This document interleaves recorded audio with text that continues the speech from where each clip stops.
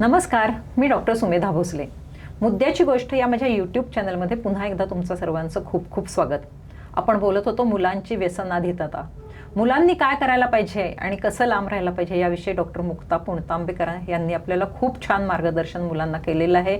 आणि शिक्षकांना आम्ही विनंती केली की तुम्ही हा जास्तीत जास्त मुलांपर्यंत व्हिडिओ पोहोचवा, म्हणजे मुलांचं आपण संरक्षण करू शकू. पण त्याचवेळी असं लक्षात येतं की शिक्षकांना किंवा पालकांना सुद्धा याविषयी माहिती असायला हवं. पालकांच्याकडूनही अनेक चुका घडत असतात आणि या सगळ्या गोष्टींवरती एक वेगळा आत्ता आपण चर्चा करणार आहोत की व्यसनांविषयी बोलू काही, कारण त्याविषयी मोकळेपणी बोललं जात नाही आणि या गोष्टी ना आपण घाबरतो बोलण्यासाठी किंवा आपल्याला एक लाज वाटते, एक टॅबू असतो की घरात जर कोणी आपला नवरा किंवा बायको, हल्ली बायकांचंही प्रमाण वाढलंय, जास्ती जर प्रमाणात सेवन करत असतील तर ती लाज वाटण्यासारखी गोष्ट असू शकते. त्यामुळे मोकळेपणी बोलण्यासाठी आपण हा मुद्दा घेणार आहोत. किंवा आपलं मूल व्यसनात अडकलं तर पहिली आईची रिॲक्शन असते, अरे बापरे माझ्याच नशिबाला हे असं काय आलं, मग त्याला चांगलं धोपटूनच काढू, अशा प्रकारचं. किंवा आमच्या पलीकडे एक कामासाठी बाई येतात, त्यांचा मुलगा त्या व्यसनाधीन आहे, तर संध्याकाळी त्या तो कटकट करू नये म्हणून त्याला ड्रग्ज आणून देतात, म्हणजे असं काहीतरी चुकीचं वागतात. तर ह्या सगळ्याविषयी मार्गदर्शन घेण्यासाठी पुन्हा आपण डॉक्टर मुक्ता पुणतांबेकर यांना बोलावलेलं आहे आणि मॅडम पुन्हा आलेल्या आहेत, तर आपण त्यांच्याकडून पुन्हा माहिती घेऊया. मॅडम, तुमचं पुन्हा एकदा खूप खूप स्वागत. तर पालकांसाठी आणि शिक्षकांसाठी असं प्रबोधनपर्यंत आपण सांगूया की एखादा मूल, जसं मी आत्ता म्हटलं की घरी आल्यावर आईची प्रतिक्रिया वेडीवाकडी होऊ शकते, तसंच एखाद्या शिक्षकांनाही असं वाटू शकतं की अरे बापरे माझ्या वर्गात हा आता मुलगा आला आणि हा डिस्टर्ब करतोय. तर असं काही दिसलं तर त्यांनी काय वर्तन करायला हवं, सगळ्याच गोष्टीत आपण मार्गदर्शन करा. एक तर ना, मुलांना लहान वयापासूनच याच्या दुष्परिणामांची जाणीव आपण करून द्यायला पाहिजे. आपल्याकडे साधारणपणे असा समज असतो की काही गोष्टींच्या बाबतीत मुलांची मोकळेपणाने बोलायचं नाही. आणि हे दोन विषय असतात की ड्रग्ज आणि सेक्स. आणि ते या विषयावरती पालक किंवा शिक्षक मुलांची अजिबात बोलत नाहीत.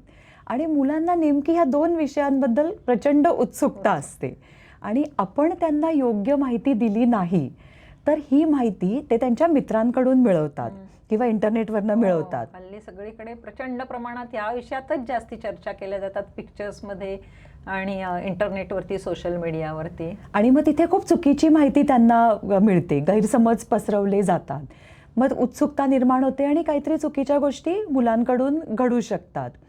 तर एक तर पहिलं आपल्याला सगळ्यांना, पालकांना आणि शिक्षकांना सांगायचंय की हे दोन्ही, ड्रग्ज काय सेक्स काय, हे लपवायचे विषय नाही आहेत, तर मुलांची मोकळेपणाने बोलण्याचे हे विषय आहेत. त्यामुळे लहान वयात जेव्हा थोडी मुलं मोठी होतात तेव्हा त्या त्या वयाला जे ॲप्रोप्रिएट आहे, योग्य आहे, ती हळूहळू माहिती त्यांना आपण द्यायची. कधी कधी असं होतं की आपण नाही देऊ शकत, थोडं एकतर आपल्याला माहिती नसतं की ती योग्य पद्धतीने कशी द्यायची, तर मग एक्सपर्ट्सकडे जाऊन, मुलांना घेऊन जाऊन त्यांच्या माध्यमातून आपण देऊ शकतो. किंवा असं जसं असे काही व्हिडिओज आहेत, शैक्षणिक व्हिडिओज आहेत, ते योग्य वयात मुलांपर्यंत आपण पोचवू शकतो. तर व्यसनांविषयी बोललं गेलं पाहिजे, हा विषय लपवायचा नाहीये. खूप महत्त्वाचं आहे हे. म्हणजे मुलांच्या मनातली उत्सुकता जी आहे त्याला वाईट वळण लागण्याच्या आधी त्यांना जर शास्त्रोक्त माहिती दिलीत तर ऑटोमॅटिकली त्यांच्यावरती चांगली माहिती त्यांच्यापर्यंत व्यवस्थित पोहोचेल आणि त्यांना जर असा काही आयुष्यात प्रसंग आला तर तुमच्याशी बोलताना मोकळं वाटेल की मी माझ्या आईबाबांशी काहीही बोलू शकतो आणि त्याचं व्यवस्थित उत्तर मला मिळू शकतं. कधी कधी होत नाही पालकांकडनं. म्हणजे मी असंच एक सांगते, आमच्याकडे असाच एक लहान वयाचा मुलगा ॲडमिट होता, म्हणजे मला वाटतं 12वीतला वगैरे असेल. तर तो असं सांगत होता की 8वीत असेपर्यंत तो अगदी गुड बॉय ज्याला म्हणतात तशा प्रकारचा होता. आणि मग त्याच्याही बाबतीत असं झालं की त्याला काही मित्र भेटले आणि ते सिगरेट ओढत होते आणि ते त्याला म्हणाले की ओढून बघ तू सिगरेट. तर तो घरी येऊन त्यांनी आईला विचारलं की आई, मी सिगरेट ओढून बघू का, कसं वाटतं सिगरेट ओढून. तर आई खूप चिडली. आई त्याला रागवली की असं तुला वाटलं तरी कसं, हेच शिकायला तू शाळेत जातोस का. पण काय झालं, त्याच्या मनातली उत्सुकता काही शमली नाही. आईने त्याला बरोबर उत्तर दिलं नाही. मग दुसऱ्या दिवशी त्या मित्रांनाच विचारलं की काय, कसं वाटतं सिगरेट ओढून. तर ते म्हणाले मस्त वाटतं, घेऊन बघ ना तू. आणि मग ती त्याच्या व्यसनाची सुरुवात झाली. तर तो बाकी त्याला 8वीपर्यंत काहीच प्रॉब्लेम नव्हता. जर आईनी त्याला तेव्हा नीट माहिती सांगितली असती की नाही, सिगरेट तू ओढू नको, ह्याचे इतके इतके दुष्परिणाम आहेत, तर कदाचित त्यांनी ते केलं नसतं. म्हणून मुलं जेव्हा प्रश्न विचारतात ना, तेव्हा ते टाळू नका. ते समजून घ्या, त्याला योग्य उत्तरं द्या. आपल्याला माहिती नाही तर मला माहीत नाही असं सांगा, चिडून उत्तर नका देऊ आणि डॉक्टरकडे वगैरे घेऊन जाऊन त्याची बरोबर उत्तरं आहे. द्या. की आपण डॉक्टरांना विचारूया, म्हणजे डॉक्टर आणखीन छान पद्धतीने सांगू शकतील.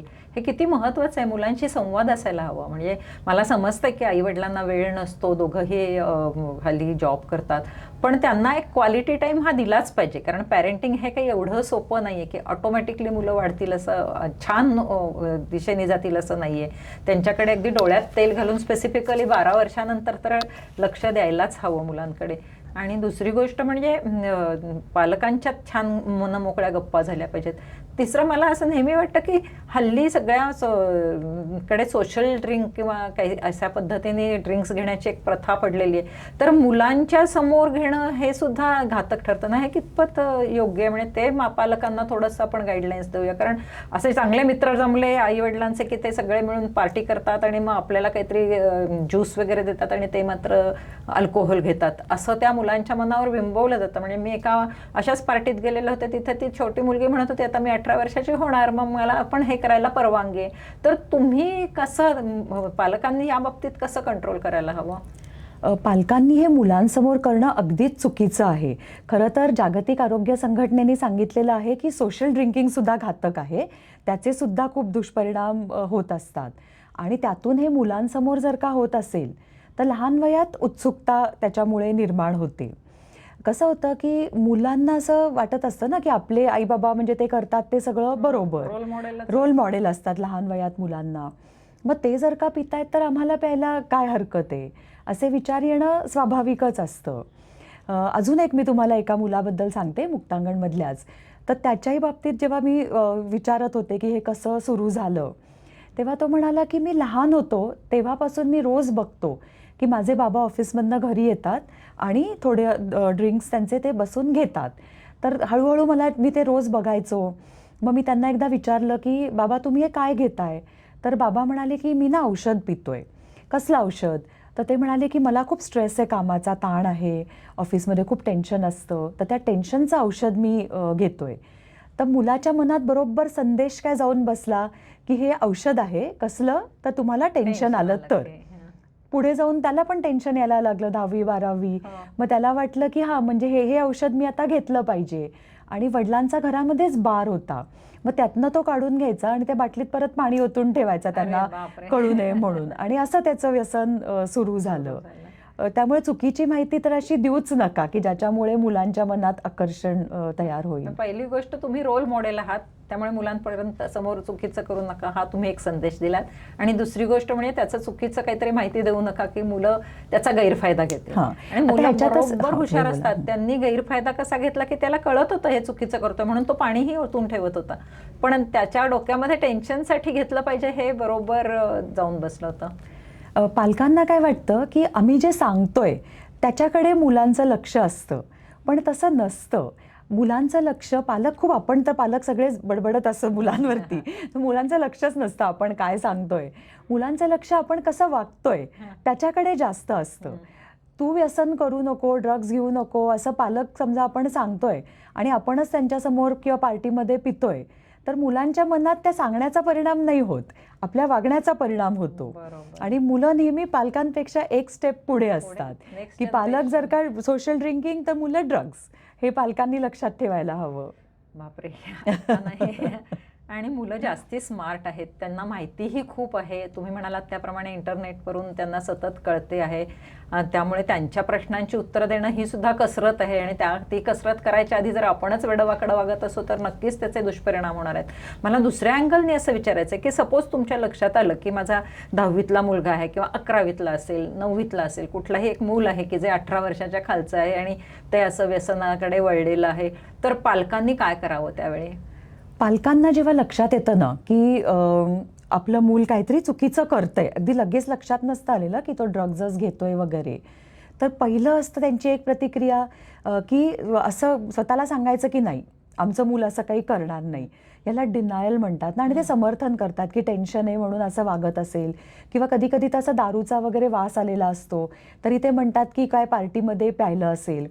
तर सुरुवातीची त्यांची प्रतिक्रिया असते की ते नाकारतातच, की आमचे संस्कार खूप चांगले आहेत आणि आमचं मूल कधी असं करणारच नाही. पण ते नाकारलं त्यांनी तरी तो प्रॉब्लेम काही लपत नाही. पुढे तो हळूहळू वाढतो आणि मग अशी वेळ येते की त्यांच्या लक्षात येतं की नाही, तो आता कुठल्या तरी व्यसनाच्या आहारी गेलेला आहे. मग पुढची प्रतिक्रिया असते की प्रचंड चिडायचं, आरडाओरडा करायचा त्याच्यावरती, मुलावरती. तुम्ही जर आरडाओरडा केला तर तो मुलगा नाही तुमच्याशी मोकळेपणाने बोलणार आहे. खरं तर ती वेळ असते की अतिशय शांतपणे संवाद साधण्याची. पण पालक इथेच चूक करतात. आम्ही तर पालकांना नेहमी सांगतो की तो व्यसन बंद करतोय का नाही, याच्यापेक्षा तुमचं आणि त्याचं नातं चांगलं आहे का नाही हे बघणं जास्ती महत्त्वाचं आहे. ते नातं चांगलं असेल तरच तुम्ही त्याला मदत करू शकणार आहे. पेशन्स ठेवा. जरी तुम्हाला कळलं की त्याच्या दप्तरात किंवा टेबलावर वगैरे तुम्हाला काही हे सापडल्या या गोष्टी, शांत राहा. काहीही लगेच या विषयावर बोलू नका. आधी वाटलं तर डॉक्टर किंवा कोणाचा तरी काउन्सिलरचा सल्ला घ्या की मुलाच्याकडे असं असं सापडलेलं आहे किंवा वास आला आहे, त्याचं वर्तन आम्हाला असं दिसतंय, काय करू. मग त्यांच्या सल्ल्याने पुढचं स्ट्रॅटेजी ठरवा, प्लॅन करा की काय करायचं आहे. आरडाओरडा करणं हे काही त्याला सोल्युशन नाही आहे. मग आरडाओरडा करतात, ते सगळं काढून घेतात. मूल अर्थातच डिनाय करतं की ते माझं नाही आहे. हे अगदी कॉमन प्रतिक्रिया असते की मित्रांनी ठेवायला दिलं होतं दप्तरात, त्याचे आई बाबा रागवतील म्हणून. मग घरात बंद करून ठेवायचं त्यांना, फोन काढून घ्यायचा. हे सगळं शिव्या, भांडणं हे सगळं सुरू होतं. तर कृपया हे अवॉइड करा. ते त्याच्यामुळे तुम्ही नाही मदत करू शकत आहे. लगेच तुम्ही आधी काउन्सिलरकडे जा, कारण आणि तो लगेच यायला काही तयार होणार नाही आहे. आपण जरी एकटे आधी काउन्सिलरकडे गेलो तरी काउन्सिलर आपल्याशी चर्चा करून सांगू शकतात की आपल्या प्रतिक्रिया त्याच्याशी वागताना कशा असतील. आपल्या प्रतिक्रिया नॉर्मल झाल्या, बदलल्या तर त्याचंही वागणं बदलू शकतं.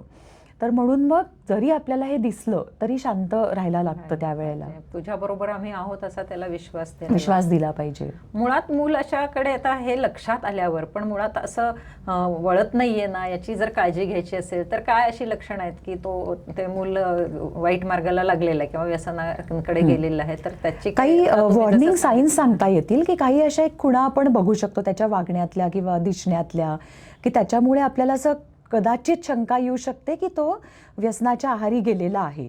आणि आता मी जे काही सगळी लक्षणं सांगतेय ती फक्त व्यसनाचीच असतील असं नाही. साधारणपणे टीनेज किंवा पौगंडावस्थेत जेव्हा मुलं जातात तेव्हा त्यांचं वागणं थोडंफार बदलत असतं. एकतर असं होतं की त्यांची चिडचिड खूप वाढते व्यसनाच्या आहारी ते गेले तर. एकूणच त्यांचं जे वागण्याची पद्धत होती ती पूर्ण बदलते. की खूप समजा गप्पा मारणारं बडबडं आपलं मूल असेल तर ते एकदम गप्प व्हायला लागतं, ते मिक्स होत नाही. त्यांच्या ज्या म्हणजे स्वच्छतेच्या सवयी असतात त्या बदलतात.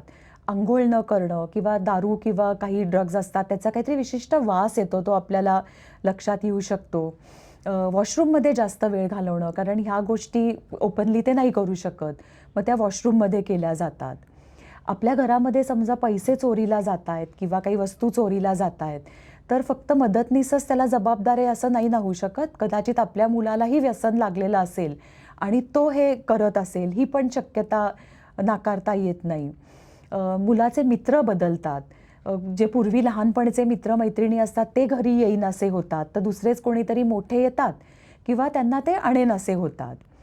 अजून काही सवयी बदलतात की जेवणाच्या. काही व्यसनांमध्ये अजिबातच भूक लागत नाही, त्यामुळे ते नीट जेवतच नाहीत. काही व्यसन असं आहे की जिथे ओव्हर इटिंग होतं, जास्ती खाल्लं जातं. पण म्हणजे आपल्याला हे लक्षात थोडंसं येतं की जे वागणं चांगलं होतं ते काहीतरी बिघडतंय, तो त्याच्या कोशात जातोय, आपल्याशी मोकळेपणाने वागणं त्याचं कमी होतंय, चिडचिड, अँक्झायटी असं वाढतंय किंवा झोपेचा पॅटर्न बदलतोय. दिवसभर झोपायचं, रात्रभर जागायचं.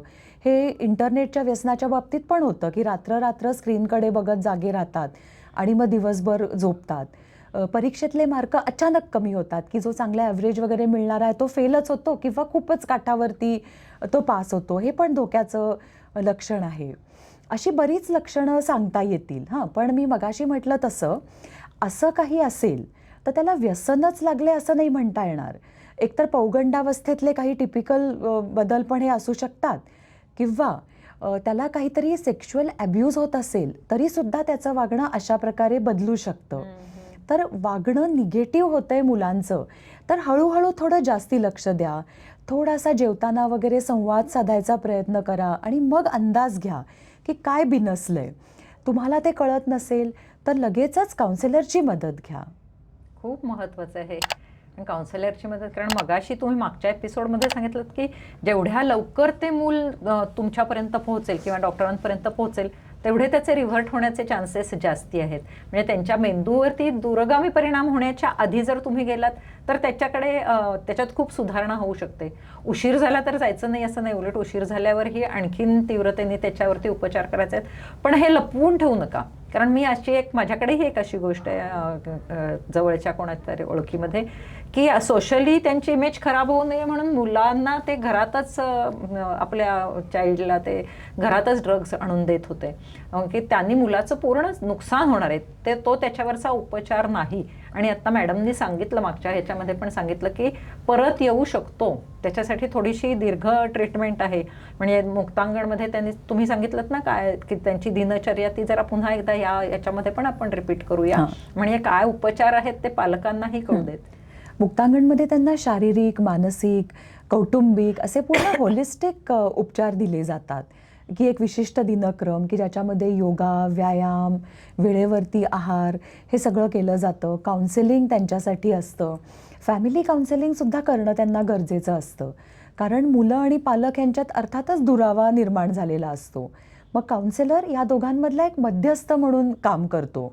तो मुलाचं म्हणणं ऐकून घेतो, कुटुंबियांचं ऐकून घेतो, एकत्रितपणे काउन्सिलिंग करतो आणि मग त्यांचा एक संवाद चांगला व्हायला मदत होते. आणि मागच्या वेळी त्यांनी सांगितलं की तो 10वीतल्या मुलाला ते आता 10वीची परीक्षा देण्यासाठी अभ्यासही तिथे करून घेतला जातो. म्हणजे त्याच्या करिअरचा, भवितव्याचा देखील ते विचार करतात. त्यामुळे असं जर काही झालं तर नक्की तुम्ही डॉक्टरांची मदत घ्यायलाच हवी. त्याच्यामध्ये लाज बाळगण्यासारखं काही नाही. जसं एखाद्या मुलाला ॲक्सिडेंट झाला तर त्याला जसं आपण पुढचं वर्षभर जर मेजर ॲक्सिडेंट झाला तर जसं तपासतो तसंच हा एक आजारच आहे ना. म्हणजे व्यसनाधीनता हा एक आजार आहे हे लक्षात ठेवून त्याचे उपचार पद्धती देऊन त्याला त्या आजारातून बाहेर काढायचं आहे हे लक्षात ठेवायला पाहिजे.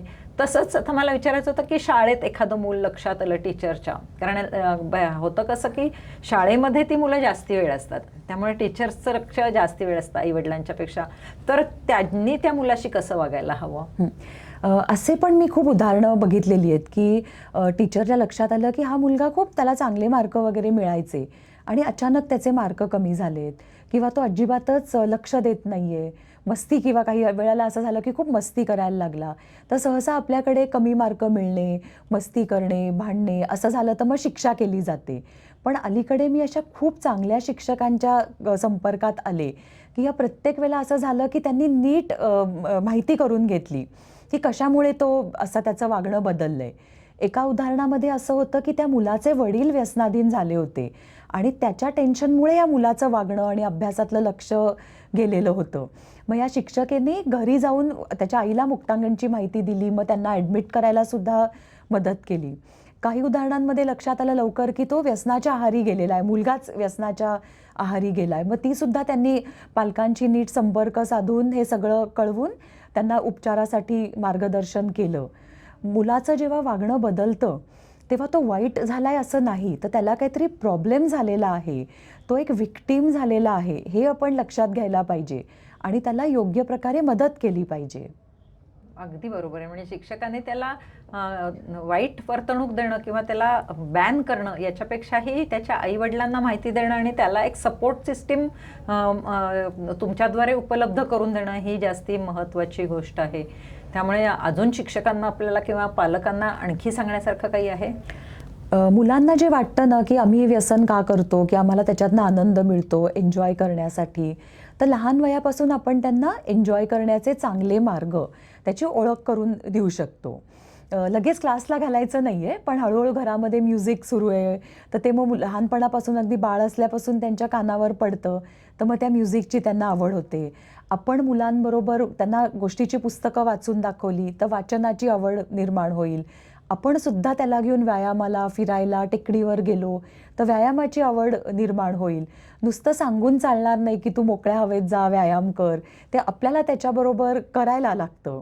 आणि क्वालिटी टाईम मगाशी तुम्ही शब्द वापरलात ते हेच आहे ना, की क्वालिटी टाईम म्हणजे सारखं बसून गप्पा नाही मारायच्या आहेत, तर त्याच्याबरोबर एकत्र काही ॲक्टिव्हिटीज आपण करायच्या आहेत. तर मुलांना लहान वयातच जर का कळलं की ह्या गोष्टीतनं खूप आनंद मिळतोय, तर त्यांना वाईट गोष्टीकडे जायची वेळच येणार नाही. आणि विशेषतः फोनच्या बाबतीत सुद्धा आपल्याला असं वाटतंय ना, की आपल्या मुलांनी फोनचा वापर कमी करावा, तर आधी आपण कमी करायचा आहे. आपण तर कारण मूल आपल्याकडे बघूनच ते शिकत असतं. आणि मग एकत्र उपक्रम काहीतरी, की अलीकडे मी बघते की वाचनाची आवड खूप कमी झाली आहे. तर पालकांनी जर का छान इंटरेस्टिंग पुस्तक वाचून दाखवलं आणि सांगितलं की रोज आपण एक एक चॅप्टर वाचायचा आहे, तर ती एक उत्सुकता निर्माण होते आणि मग एक संवाद एक चांगला होतो. एक साधी गोष्ट पालक करू शकतात, की रोज रात्रीचं जेवण सगळ्यांनी एकत्र बसून गप्पा मारत करायचंय आणि अभ्यासाचं विचारायचं नाहीये, तेव्हा उपदेश करायचा नाहीये, छान गप्पा, की दिवसभर काय झालं. मूल जास्ती बोलते. माझ्या माहितीत एक फॅमिली आहे, तर ते खूप छान उपक्रम करतात, की रात्री ते एकत्र जेवतात आणि प्रत्येकाने असं सांगायचं की आजच्या दिवसभरात काय काय छान झालं माझ्या दिवसामध्ये.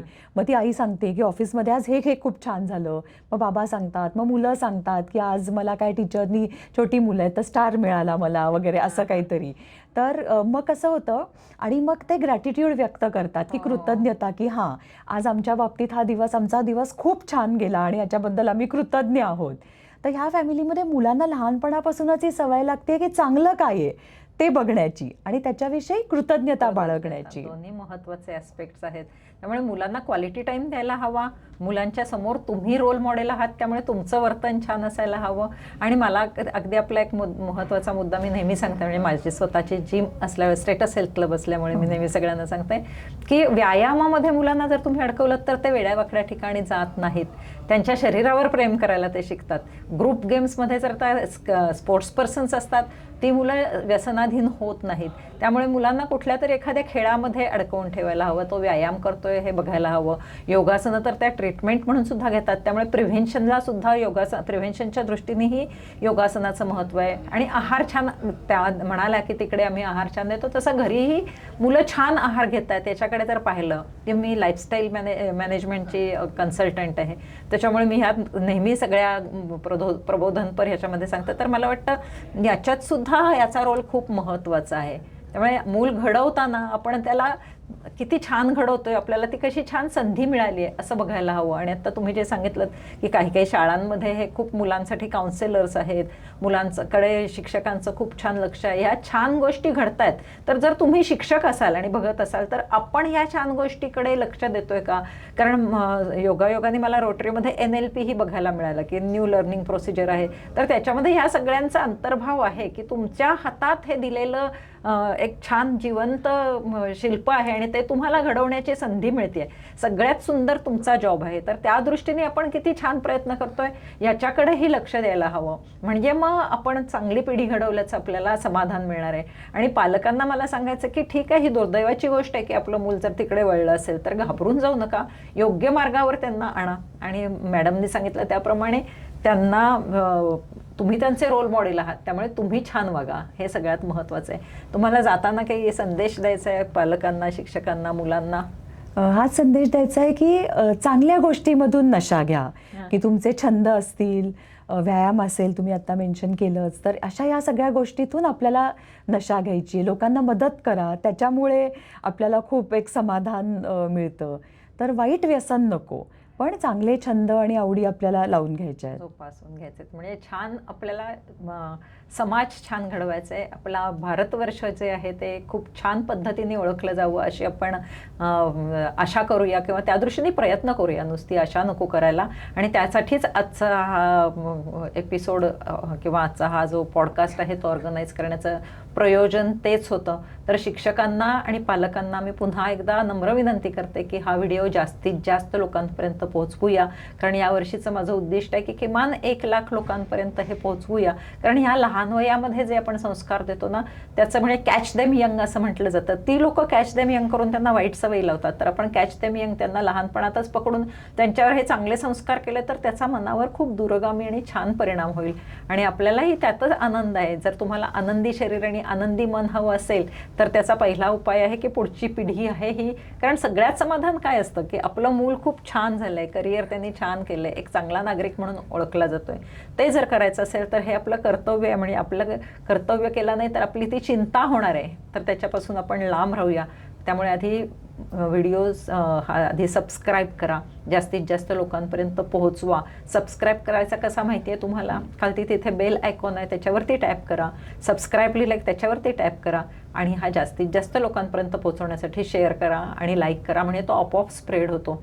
मुक्ता मॅडम इथे आल्या आणि त्यांनी आपल्याला खूप छान माहिती सांगितली. मुख्य म्हणजे मला त्यांच्याशी बोलायची या पॉडकास्टमुळे खूप छान संधी मिळाली. अनिल अवचटांचं नाव आपण इतकं ऐकलंय, त्यांचं साहित्य वाचत वाचतच आपण मोठं झालोय. एकतर मनुष्य जातीकडे बघण्याचा त्यांचा एक दृष्टिकोनच वेगळा होता. त्यांचं लेखन हे सगळं त्या पद्धतीनेच झालंय. इव्हन तुम्हाला कसं वाढवलं याविषयीही त्यांचे लेख मी वाचलेले आहेत. त्यामुळे तुमच्या फॅमिलीबद्दल एक आत्मीयता होती. जशी माझी उत्सुकता आणि माझी इच्छा पूर्ण झाली, तशी तुमच्या या पॉडकास्टमुळे तुमच्या अनेकांचीही पूर्ण झाली असेल. आपण त्यांचे पुन्हा एकदा आभार मानूया. धन्यवाद मॅडम. धन्यवाद.